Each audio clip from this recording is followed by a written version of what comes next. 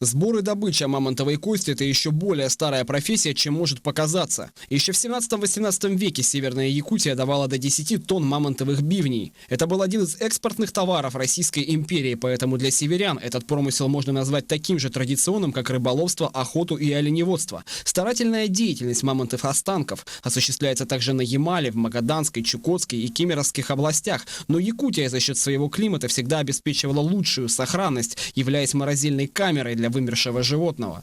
В центральной Якутии, под Якутском, иногда находят и кости мамонтов, и носорогов, и бивни даже.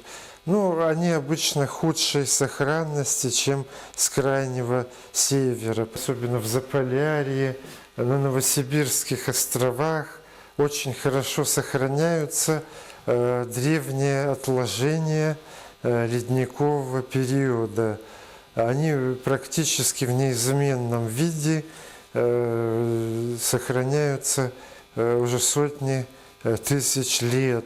Степень сохранности особенно важна, так как прямо пропорциональна ценности, а ценность мамонтовой фауны несет товарный, археологический, культурный и исторический потенциал одновременно. Вот этим вот занимаются эксперты. Они вот определяют, что это культурная ценность, это не культурная ценность. Абсолютное большинство мамонтовых бивней – это не культурная ценность, потому что их много.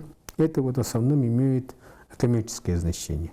А вот скелетные остатки, туши, некоторые вот интересные бивни, они имеют вот статус именно культурной ценности. Ими должна заниматься наука, а потом они выставляются в музеях и уже становятся еще культурным достоянием.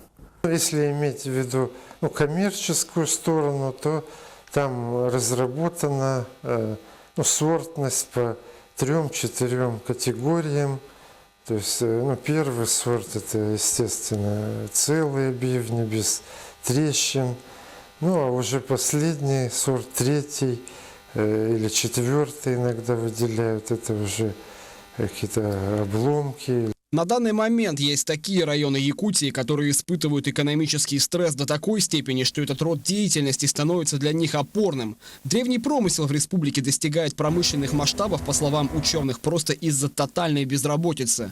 А так как у нас в северной вот районах республики промышленность деградировала, очень сильно упал спрос на пушнину, на песца. Достаточно плохо сейчас с оленеводством, тоже не очень благополучно, с охотой и с рыболовством там очень сложная логистика очень. То именно мамонтовые бивни стали одним из основных источников дохода для местного населения. Но новости с черного рынка мамонтовой кости не перестают всплывать наружу, обостряя вопрос контролирования добычи все более. Буквально на Медне в салоне автомобиля Land Cruiser сотрудники удачного отделения полиции совместно с УФСБ по республике Саха обнаружили 6 отрезков мамонтовых бивней. Соответствующие документы, разрешавшие право на перевозку и реализацию, предъявлены не были. А совсем недавно до этого население помнит, как в акватории арктической зоны оперативный штаб спасал потерявшихся нелегальных добытчиков.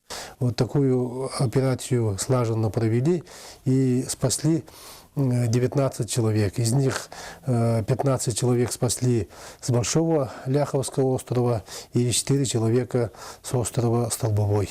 Состояние людей, конечно, они изношенные были, продукты питания не было, одежды тоже, такой зимней одежды не было. Видать, люди должны были в августе обратно приехать. У них отсутствовало разрешение на выезд в государственную границу, и они являются нарушителями. Следует напомнить, что в 2005 году уже был принят соответствующий закон, регламентирующий промысел, но позже его опротестовали. Но минувшим летом тема была снова поднята между правительством республики и Министерством природных ресурсов России.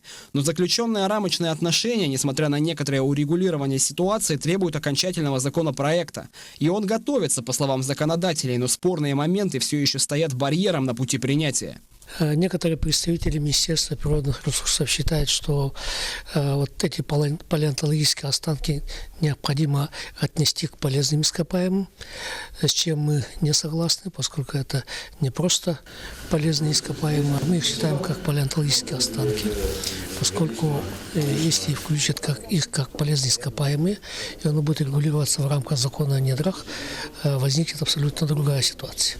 То есть, возможно, будет, наоборот, усиление хищнической добычи их как полезных ископаемых. Считаем, что здесь очень большую роль должны играть именно местные органы власти. Во-первых, как органы, которые знают, где, что и в каких объемах имеется. Во-вторых,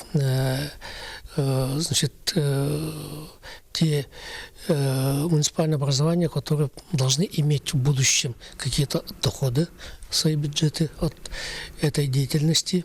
И, наконец, чтобы был определенный учет добычи этих останков. Ну и в-четвертых, конечно же,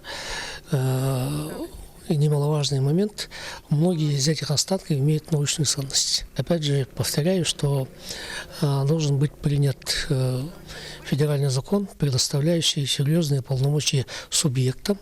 Назначение особого статуса в рамках отдельно взятого субъекта не есть беспрецедентность. Например, в Калининградской области добыча янтаря также регулируется на местном уровне. Вопросы же, касающиеся взаимоотношений недропользователей и правительства, был ранее работоспособнее, имея в основе принцип двух ключей, иначе говоря, соруководительства.